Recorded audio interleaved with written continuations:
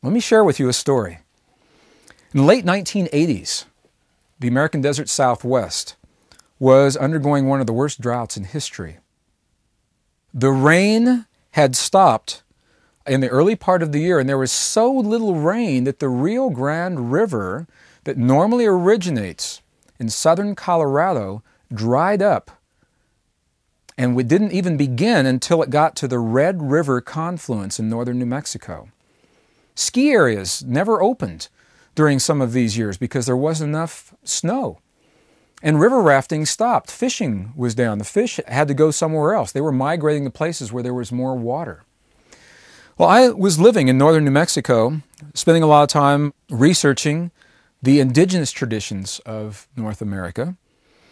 And a friend of mine met me for lunch, and we were having this conversation of the relationship between prayer and weather patterns.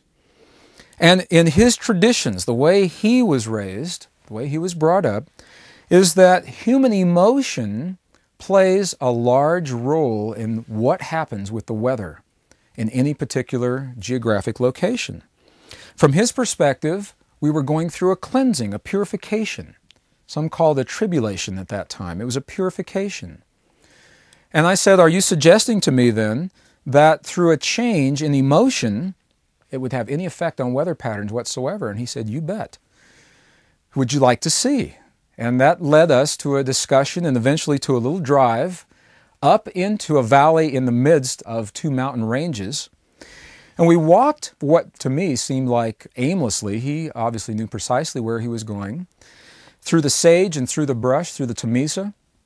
And we came upon a stone formation. It was an old medicine wheel that he said had been in this field for many generations. He says, we're not even sure who built it. It's always been here. Our ancestors placed it here.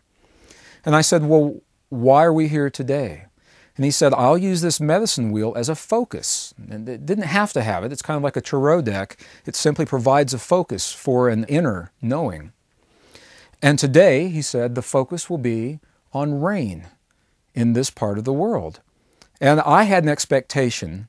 When I heard him say this, I expected I was going to see a dance, a ritual, maybe some sage burning, some incense or something like that. And I stood back and I prepared to watch, and I was unprepared for what I saw because not much happened. I watched him walk over to the circle. He closed his eyes in silent reverence, and then he turned his back to me and became motionless for a period of only minutes. And he walked back over to me and said, let's go, I'm thirsty. Let's go get something to drink. And I said, well, I thought we were going to do this prayer for rain. He said, well, I just did. And I said, that's not what I was expecting. And he said, well, what were you expecting? And I shared with him, and he laughed at me. And he said, first of all, let me explain something.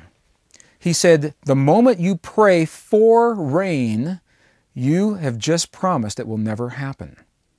And I thought about his words. With a little model, this eloquent little model that we just finished, now think about it. If we're praying for rain, and that prayer is a thought, feeling, and emotion, what is the thought under praying for rain? The thought is, there isn't any. The emotion, is it fear or is it love? Well, if there is no rain, your crops are dying, your animals are dehydrating, there's no fish in the lakes, good chance you're in fear. So the union of the fear of not having anything with the thought there's not enough is the feeling that says we're in lack, and that is the template that would be placed into the world promising there wouldn't be any rain. And he corrected me lovingly. He said, I didn't pray for rain, I prayed rain. And I said, what does that mean? He said, I simply went over to the field, a few steps away from you. I took my shoes off.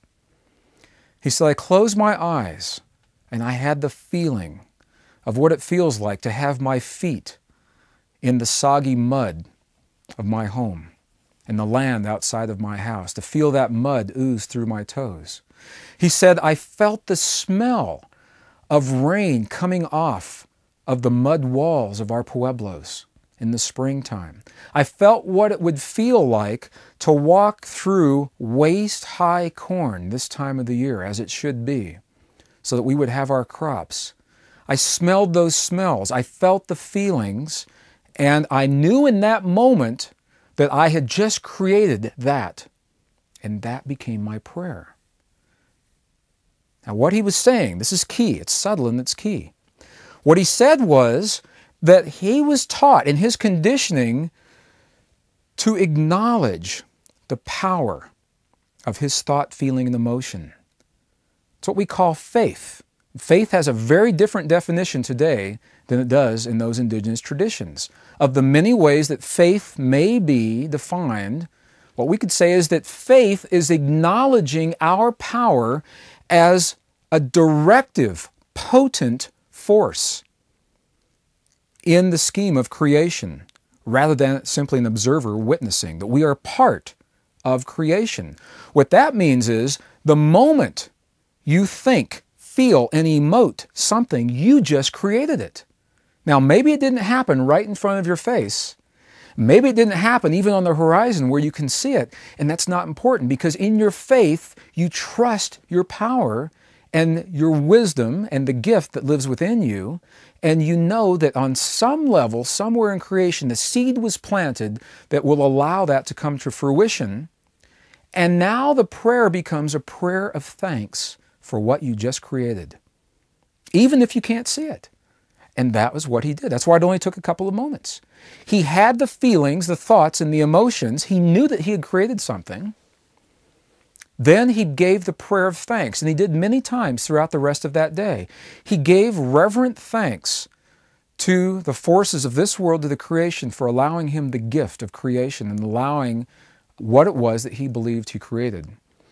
Well, we said goodbye that day and went home that night. Something very interesting happened.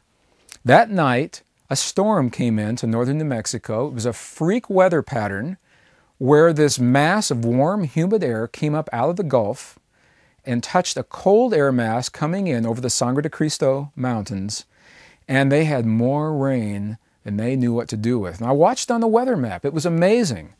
Whether his prayer actually created that effect or not, I cannot say scientifically. What I can say is that story beautifully illustrates the concept, maybe in a more concrete manner, that I'm offering. How many times we prayed for things? Is it possible in praying for them that we have actually participated in the not having of them? We embody a sophisticated technology, and according to the ancient Essenes, it's in this lifetime we learn to think the thoughts of angels and to do as angels do. They reference the angels as the highly evolved life forms that have transcended this world and live in other worlds. In their wisdom, they were able to transcend. Was it possible that there is another technology available to us as this fifth mode of prayer?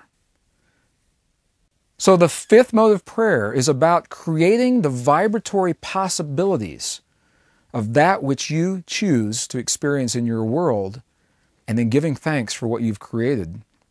Maybe they'll happen sometimes, maybe they won't.